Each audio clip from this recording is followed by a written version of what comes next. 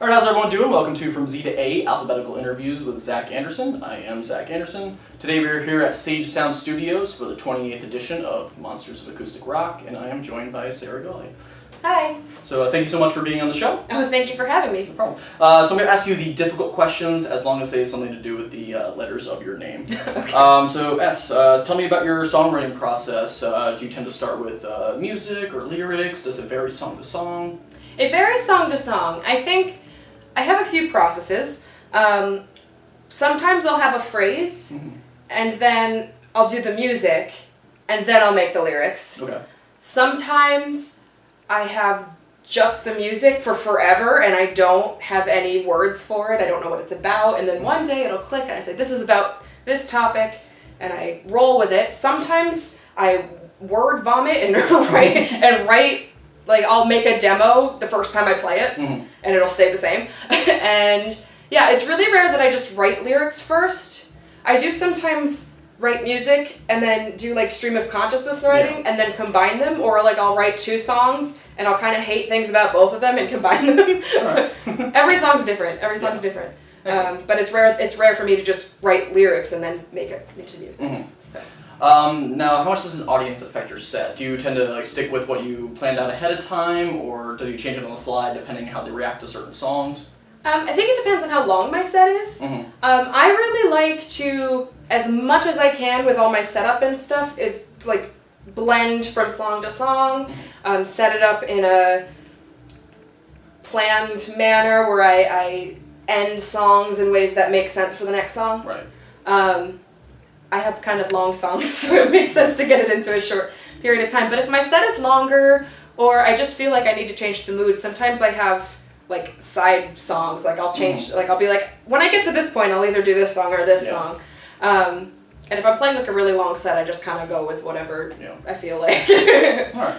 So. Is there anything required of you before a set to get prepared? Do you have any like pre-show rituals? Not really. Sometimes I warm up my voice, but I often sing all day because I'm a music teacher. I teach English. I teach voice lessons. I'm always singing like all day, so I don't usually need to do that. And I don't know. I've been performing since I was very, very, very, very, very, very young. So for me, it's just kind of like okay. So I don't really have any rituals. Sometimes I stretch. Depends. Yeah. All right. Now, if you could play a show with any other act, at any venue in the world, who would it be with and where would it be? This is the most difficult question. If I had to pick a venue, I'd pick Red Rocks. Okay. I think that'd be Good really choice. Cool to play. Yeah. It's just pretty and cool, and I've never been out there. The artist one gets me because the artists that I would like to play for, I don't think would make sense for me to open for because we're too it's like me on the piano and then them on the piano. Yeah. Like it's too similar, but I guess somebody like Regina Spektor, if she had her whole band, or Right. I'd love to open for Fiona Apple, but it would never work because it's too similar. Right. Or like Kishibashi or somebody like that. Like, so anybody who's like orchestral and quirky and weird. Right. Or feelsy. Anybody who's super emotional. They're good choices, though. Yeah. Now, in your career so far, what would you say has been a highlight that really sticks out? Last year I got written up in Village Voice awesome. from New York City, and I had no idea how. I was trying to disconnect from the computer and everything because I was so into booking and I was like, and social media, and I went for a walk down to the beach. I live in West Haven, walk to the beach, and then luckily I gave in to temptation and checked my phone because I had an email that was like, do you have a picture for this Sarah Golley story we're running? And I was like, what?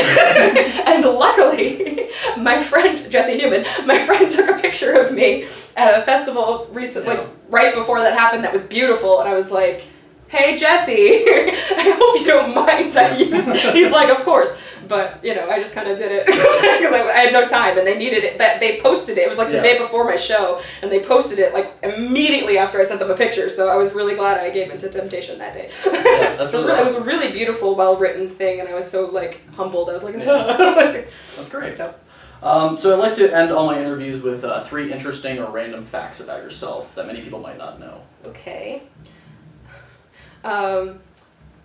When I was in 7th grade, I was in the Macy's Thanksgiving Day Parade, choreographed by this dude named John Jacobson, who, if you are aware of, is the double dream hands guy, if you're like into internet memes and viral videos. Double dream hands! No. That was fun, lots of people. We did America Sings, it was lots of parading. I lived in Vienna for a while. I did a study abroad in Vienna, Austria. And I loved it because I got to go see the opera, and I studied voice in college, so it was kind of nice to go and study all the classical composers, and it's so cool. The facades in Vienna are really cool. It's all like Art Nouveau. And what else? I can juggle. Alright. I taught myself how to juggle when I was very young. Really cool. So yeah, thank you so much for being on the show. If you want to check out Sarah, please visit the link below, and now we'll cut to a performance from Sarah Golley. So thanks again, and we'll see you soon.